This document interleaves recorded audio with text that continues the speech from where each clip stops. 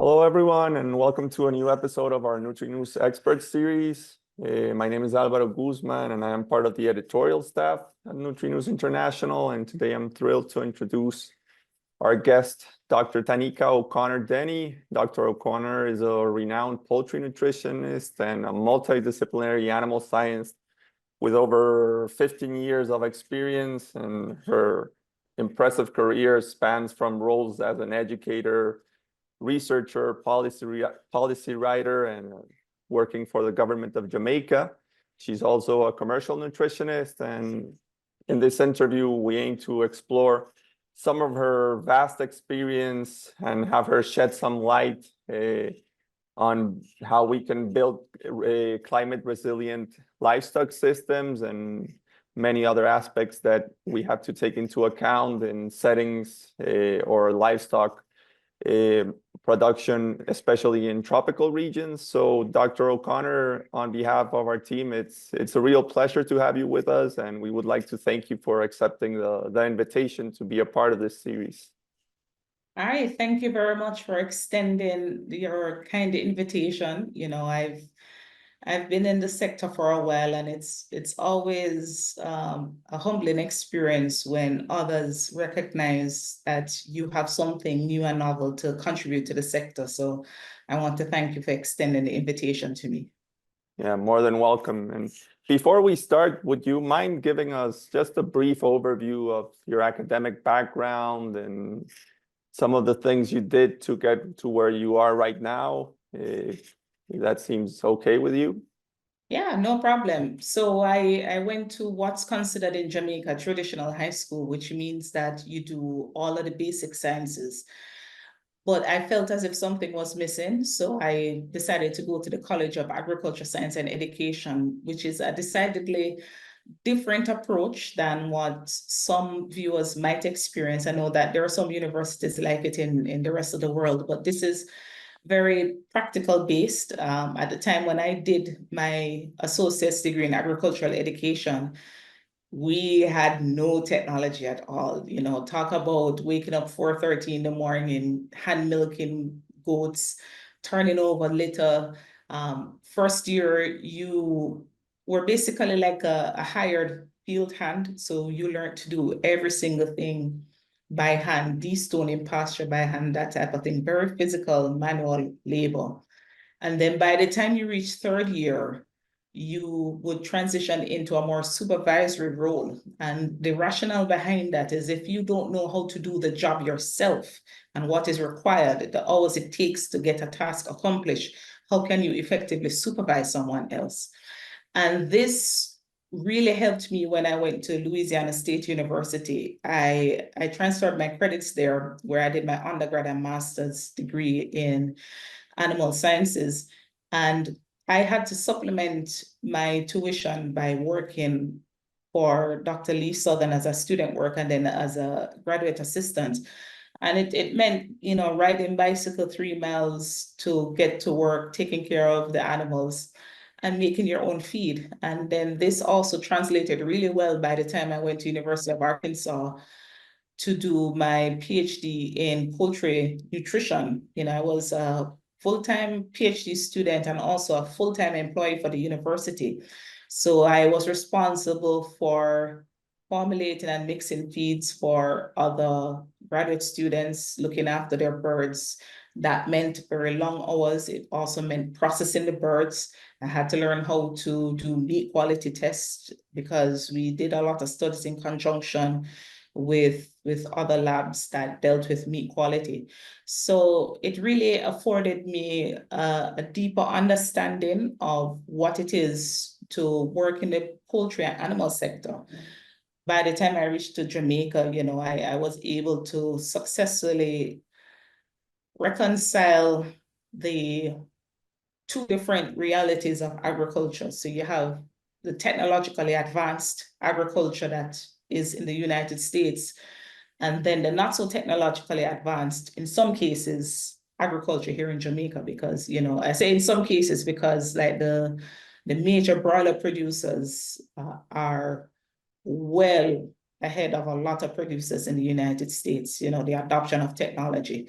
But you know, it's like it's a study of contrast, basically, in the Caribbean. You have very advanced, sophisticated systems and very basic systems. So, you know, it's just a matter of what I like to say, appropriate technology, you know, utilizing the right tool for the right situation. So that's what my education really afforded me. Yeah, that's quite an interesting path and a very hands-on one, which is, I think, very important. And sometimes in some of the most current university scenarios, students might not get a chance to have such a hands-on experience. And I think what you mentioned is very valuable, that you get to understand the processes or the things that happen in the day-to-day basis that are very important if we then want to apply anything that we come up with or see in research. But we have to understand the settings where we're trying to take that to, right? Because if not, many times that transition is blocked, or there's obstacles that we're not seeing as researchers, right? Because we haven't seen the other part of it. So that's quite an interesting and valuable path, I think. And actually, you already dived a little bit into the first topic I wanted to talk to you about, and it was regarding how your experience has shaped your approach to tackling real-world challenges, working in tropical regions and in this type of scenario. So you already kind of talked about this, but if you want to expand on it a little bit more, please feel free to do so. Yeah, certainly. It's twofold. Well, one, when I came back to Jamaica, I did not immediately enter into the field of poultry nutrition. I actually worked for the government, and they did not have poultry facilities. They had swine facilities and ruminant facilities. And what that forced me to do was actually understand the rumen environment of the ruminants a little bit better. And coincidentally, one of the slogans that I often said when I was training farmers in this setting was, you know, if you feed the rumen, you fed the animal. And how that segued perfectly when I went to the private sector and started doing ruminant, non-ruminant nutrition is with the rise of antibiotic-free production. If by understanding the microbiota of the animal and the symbiotic relationship between the animal and the well, what we consider the good bacteria, and keeping everything in balance, by understanding that and the metabolites they produce and how these metabolites affect villi development and absorption of nutrients, I was able to get a deeper understanding. And instead of seeing the regular dip that you'd see in ABF production, when you switch from conventional to ABF production, I was able to actually implement nutritional strategies that minimized that shift, you know, things like prebiotics, probiotics, and just basic things like water sanitation, you know, that became infinitely more important. And it also instilled in me the conviction that my formulation was never complete until I saw the animals eating it and thriving on it. I've had many situations where the formula looked good on paper, looked great. I analyzed it, sent it off for wet chemistry, looked great, but the birds weren't just growing. And when you go out there and you interact with the animals and you see how they interact with the environment, you realize that the formulation is more than just the ingredients. It's an intersect between the physiology of the bird, the environmental conditions, and the feed. And until you understand it, until you see that in person, then you cannot be a complete nutritionist, because you're basically formulating in the dark. So I think that has really helped my philosophy. And it also instilled in me the KISS principle more than anything else. Just keep it simple. Remember that at the end of the day, we're in the business of making profit. And yes, sometimes the the book will tell you that, oh, this nice high nutrient density diet is great. But for the farmer, is it going to give them the best return on investment? It's all about margins for them. If they can't afford their feed, then they can't support their families and they'll get out of the sector. So ultimately that will lead to lower feed sales, and then ultimately you won't get your bonuses. So you have to understand and meet the farmers where they are. And sometimes they have generational knowledge that you'll be tempted to just dismiss because they don't have the formal education that you have. But they're the ones in the field day in, day out observing these animals. They might not have a scientific way of explaining what is happening, but because they understand their environment a little bit better than you do, they can give you some valuable insights and make you a better nutritionist for it if you just listen to them. Yeah, I think that's a great point you make, and we have to try to look at the big picture, right? We can't just stay on what's on the books or what works in one place will work somewhere else. It has to be very context-based. And what you mentioned, we have to be very in fine-tune and synchronized with what the producers need and what they're seeing, because they might be picking up on things that we might not even are taking into account, right? But that generational knowledge and that knowledge that comes from being every day on the field, seeing the animals, is very valuable and adds a lot of value for us to be good nutritionists or be able to translate that into productive results, right? So that's something that I think we have to keep in mind, and that sometimes we tend to disregard. So I really find it very interesting that you bring that up.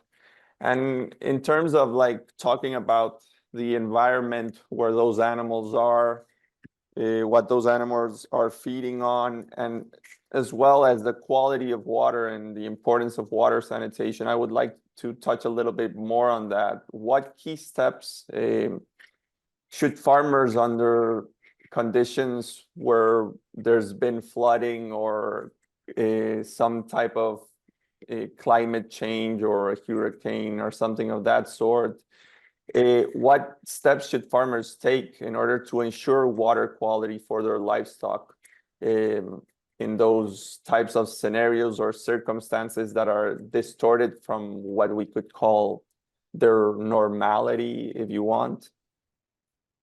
Yeah, well, the first thing is every farmer should know their water quality baseline. So this means regular testing of your water quality, something as simple as using a pH meter. Or if you want to get more advanced, you have these, what's called the oxidative reductive testers, right? And then, measuring the free chlorine. But something interesting happens during a period of heavy rain or floods. All of a sudden, the surface water that might have animal feces,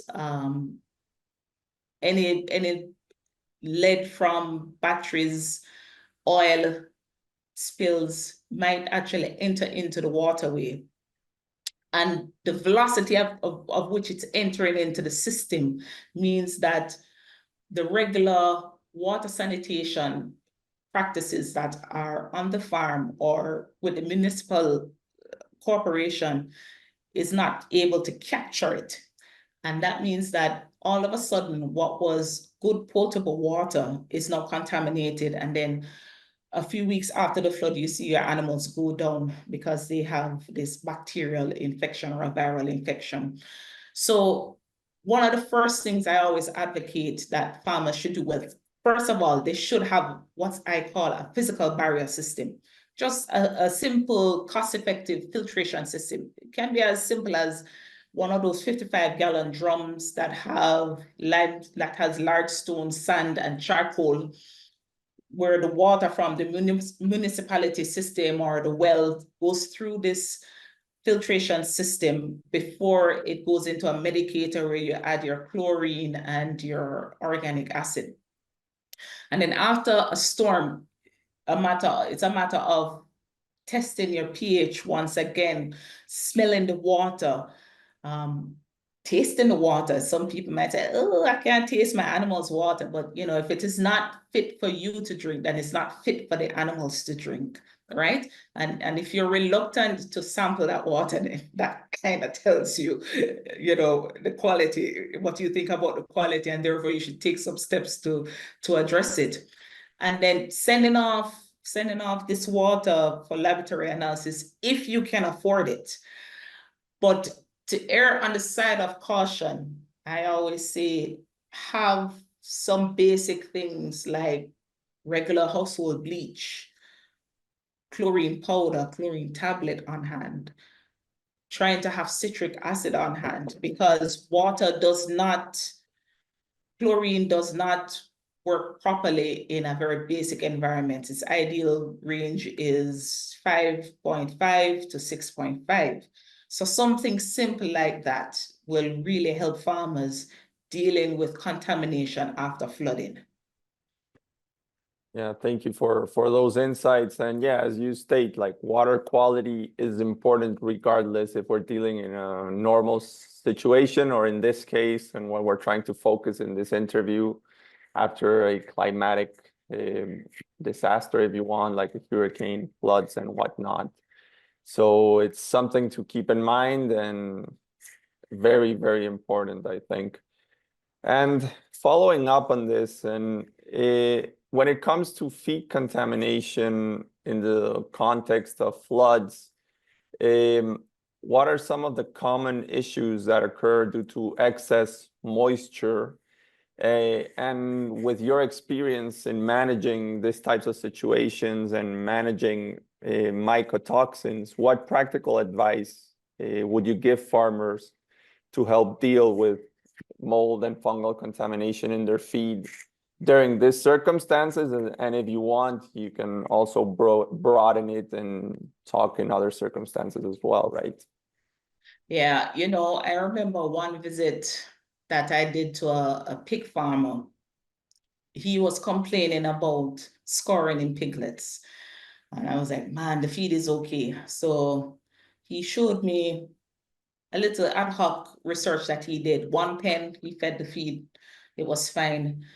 Well, he fed the feed as is. And then another pen, he actually gave them some red dirt or clay and the feed. And the animals that had the clay performed much better than the ones that had the feed. And then when I collected the feed sample, sure enough, there was mycotoxin in it. And what this farmer had stumbled upon was the fact that clays are actually very good binders.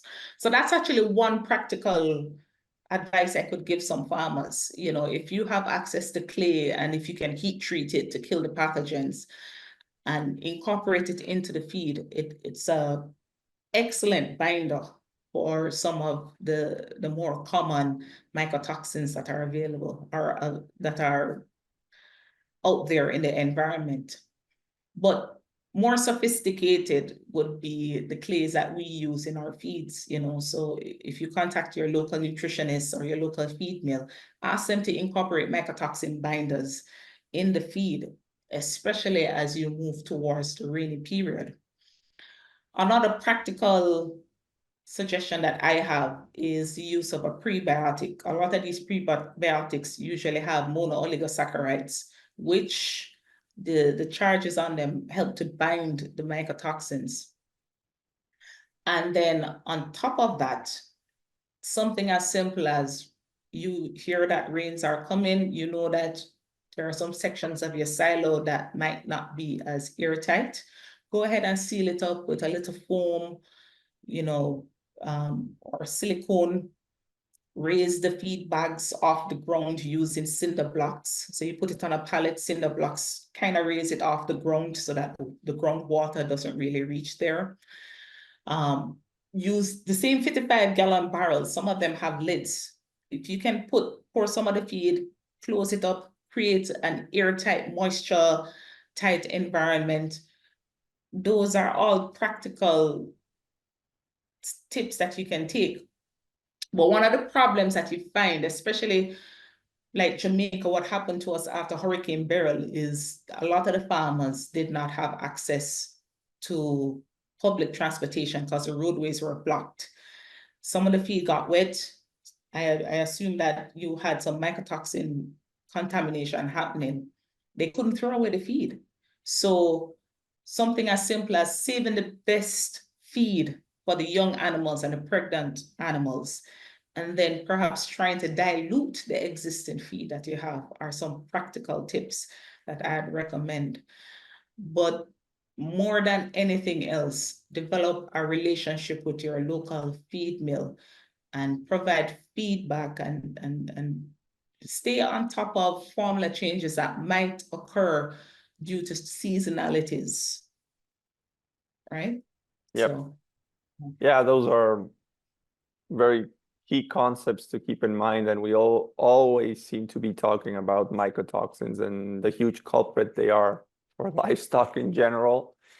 But yeah, some of those solutions or practical tips are there for us to take and use, right? We don't, of course, being able to use commercial products and anti-mycotoxin products is great, but those little things are also things that we have to keep in mind and be aware of, right, every time. And I think making this also a common thing for producers to be aware of is very important, so that they can take those little measures, especially, of course, if a rain is coming, if a flood is coming, or in their regular day-to-day, right? It's little things that will also help to keep those mycotoxin contaminations at bay. We won't probably get rid of them completely, but we will certainly reduce the impact on the health of our animals. So yeah, those are very key and important points.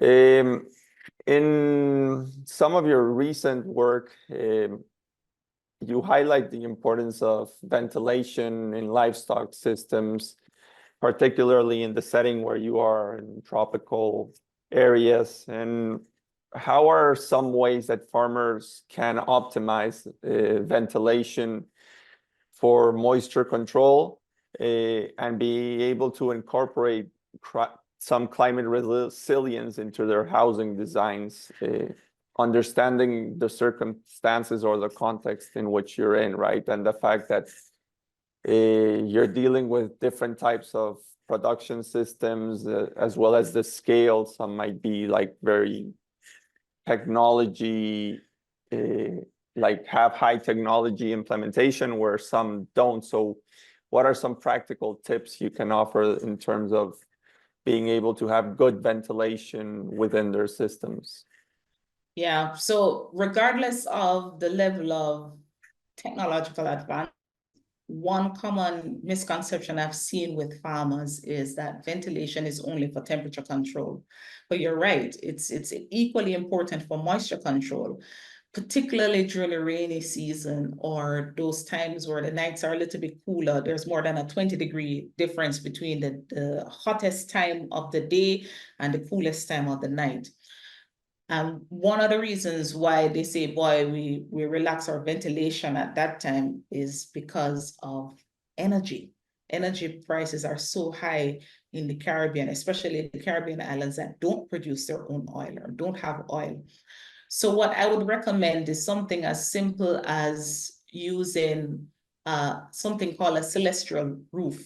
So that's the type that, one roof overlaps, one of the roof overlaps the other, and then there's a gap in between that allows the hot air to escape. And then you have, the stirrer fans inside that will allow the circulation of the air, just getting air movement out of the houses. Another thing that I recommend is coming out of China, I see a lot of solar fans for farming operations. That is something that I think we can adopt. And it doesn't necessarily mean that you have to use lithium-ion batteries with it. It could be that during the hottest time of the day, these fans are running strictly on the energy that's generated from the sun. And something as simple as just a regular ventilation fans that you see on top of the roof. So even if you can't have a celestial type roof, you just have like a hip roof or even a gable roof, you know, just having the ventilation fans running, just pulling out the hot air and the moisture with it and creating that airflow is very important. So that's one of the things I definitely would advise for farmers to do. And I know that they often say, well, they're worried about wind chill. That's one of the reasons why it is good to know what are the ideal wind temperatures for your animals. And you'll be surprised, they can actually withstand a little bit more than you think they can. So education becomes important, and just drilling home that it is more than temperature control, but moisture control, because with increased moisture, you have coccidiosis. And the financial loss associated with a cocci outbreak is much more than the financial loss from a higher light bill or electricity bill. Yeah. Yeah, that's true. And I think it's important to be able to communicate or stress the importance of good ventilation, not only for heat control, but moisture and why is it important. And following up on this, you have quite a lot of experience with poultry and poultry litter management. And as you mentioned right now, and as you stressed in previous publications about the moisture control and how important it is, how can some of the management strategies that are taken maybe or more used in poultry housing and poultry production be adapted to other livestock systems? You already talked about this a little bit, but would you like to expand a little bit or maybe talk about why it's important, especially in areas where weather patterns are more unpredictable and more changing constantly, and you have to be on your toes and ready to mitigate some of those impacts?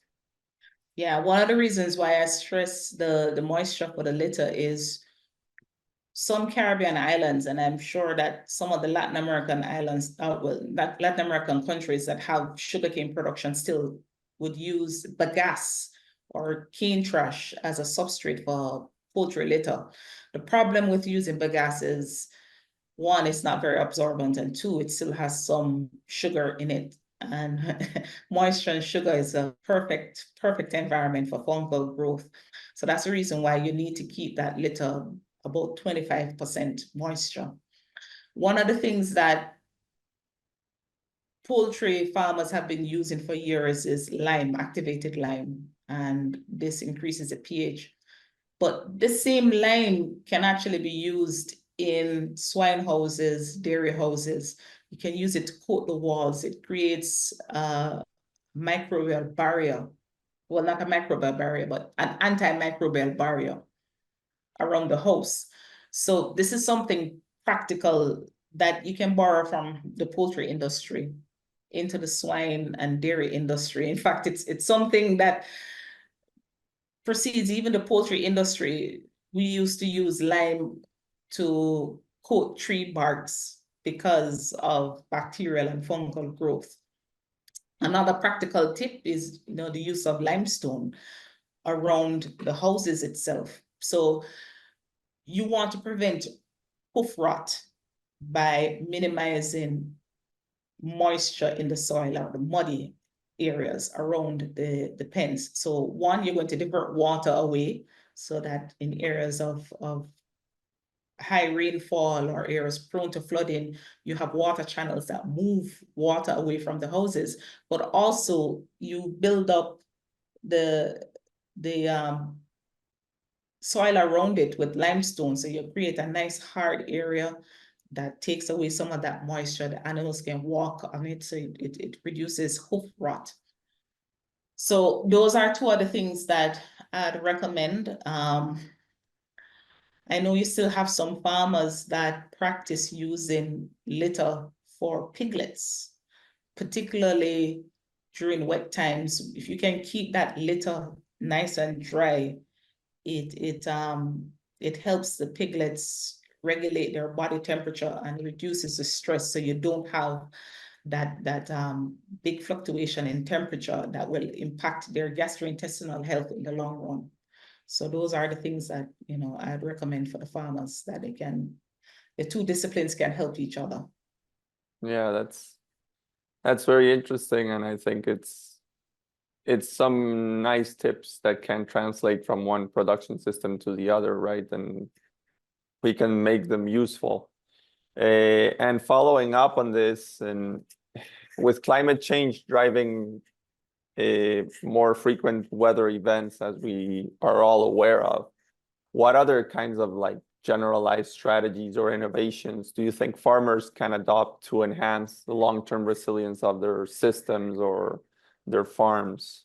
If you have any other like practical tips or things you can think of. Yeah, you know, one of the things that I had to learn the hard way is the use of a fungicide in my pasture. I grow grass for silage and hay production. And the type of fungicide that you use needs to be probably three-pronged, you know, like a contact and a systemic fungicide. Also, the design of the house. I know that a lot of the house designs are either one that you grew up with generationally, or things that have been adopted from more developed countries because they've spent time studying the architecture, the best housing structure for their environment. But I say we need to collaborate with other industry, like with the civil engineers in our region, to design a house that will withstand the rigors of climate change. So for small island states that have very low lying areas, instead of having the houses on the ground, it's time to now raise them on stilts. So you have concrete columns. The celestial roofs, you know, I've already discussed that.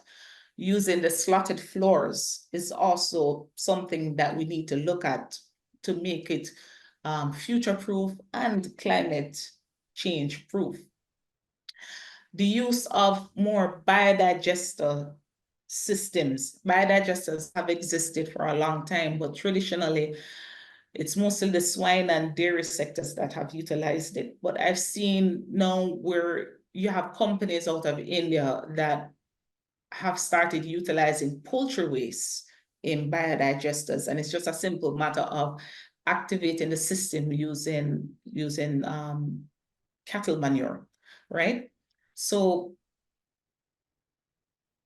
practical innovation, appropriate technology innovations, that's what we need to be looking at, and having conversations with the other professionals, not just in agriculture, but engineering, even geography, geologists, to understand where we go from here. I know one thing that has really helped me is the installation of this app called Windy. And what the Windy app does, it just gives me an overview of what rain systems are coming in the Caribbean, so I can plan my activities a little bit better. So just the use of this app on my Android phone helps. So instead of, say, harvesting hay, I might probably pivot towards doing silage production. Same thing for the poultry farmer. You know, they can stockpile on the sandbags, on lime, on the little things that can help ensure that the litter stays dry, just by looking on this app and forward planning. Yeah, those are great things to keep in mind and to try to communicate to the producers. And as well, like for us, I think it's very important to collaborate amongst professionals and do this knowledge sharing exercise, because there's a lot of value behind it, right? And there's solutions that might be available in some other realm and we are not aware of it. And if we're able to cross those boundaries and do that knowledge sharing, a lot of solutions are much closer than we think, right? So Yeah. that's very interesting. And very valuable. And I would like to follow up on that point. And it's a strong thing that you advocate for is knowledge sharing, right? And how important it is to share these types of suggestions or ideas or like big concepts within communities. And could you like give us a little bit more thought on how can greater collaboration between professionals or agricultural professionals and the local producers or the local farmers help build more resilient and sustainable farming practices and production systems in general? Yeah, so one of the things I would say more than anything else is the creation of a social media profile. So Nutri News, for example, I follow you on Instagram. As soon as I see something that I find interesting, I put it straight on my stories. In a day and age where people advocate a me first, I say no, we should take our ego out of the equation and think about the greater good of the sector. And that means that the knowledge that we have, we should be willing to share it, and not for a cost, but for the joy of sharing that information. And I think social media has a tremendous role to play in it, and embracing social media. So Instagram, LinkedIn, TikTok, if you look on my profile and my feeds, it's all educational things, and not just poultry or swine. I follow, crop science. I follow ruminant nutrition, even construction, mining. This is where you get your ideas. And then if somebody contacts me and say, hey, what do you think about this problem? I share this information freely, because although I'm a consultant, and yes, you get paid to go and visit each producer's farm or business and give them ideas on how to improve, I don't think we are each other's competition. I think we're here to complement each other. And that's the reason why I say, take the ego out of it, and let's put the profession above ourselves. And that's the reason why I said, as professionals, in a day and age where you have advocacy groups trying to reduce the consumption of meat, because we are collaborating and getting the information out there that this is perhaps the most environmentally responsible we've ever been in livestock production. And these are the techniques we can employ to ensure that we stick around for another 100, 200, 500 years. And these are the techniques we can employ to be as efficient as possible to reduce deforestation and to reduce our carbon footprint. We're better for it, basically, if we collaborate in this way. And it's more than just a peer-reviewed journals. Yeah, that's very true. And I think sometimes we lose track. We stay very like niche as researchers, and communicating between all like very well-versed scientists, which is great and which needs to happen and is a great space for knowledge to be shared. But that for that knowledge and for those results coming out of research to really be translated into what we want to see, or making production and livestock production better, we need to take that information to the producers and to the public, to the general public, right? And as you say, social media is an amazing tool for that. And this interview we hope to have on social media, because these types of channels allow a lot of different people to understand things that maybe they don't think on a regular basis, because it might not be their their work or their profession or whatnot, but it helps them understand how things work to a greater extent and at a level that is digestible for them, right? So I think it's very important, and it's something that we should all strive for if we want to make our professions better, because by sharing knowledge and by communicating in a way that makes our professions understood and that we can carry that message doesn't mean that'll take work away from us, right? We're just being able to put more knowledge out there to improve the systems as a whole. And I think that's what we all want at the end. So that's a very valuable insight and a very nice concept to stick with and to strive to try and do that constantly, right? So I think it's a very nice way to, and a motivation as well, right? To keep on improving within our professions, but being able to take that down into something that has a real impact.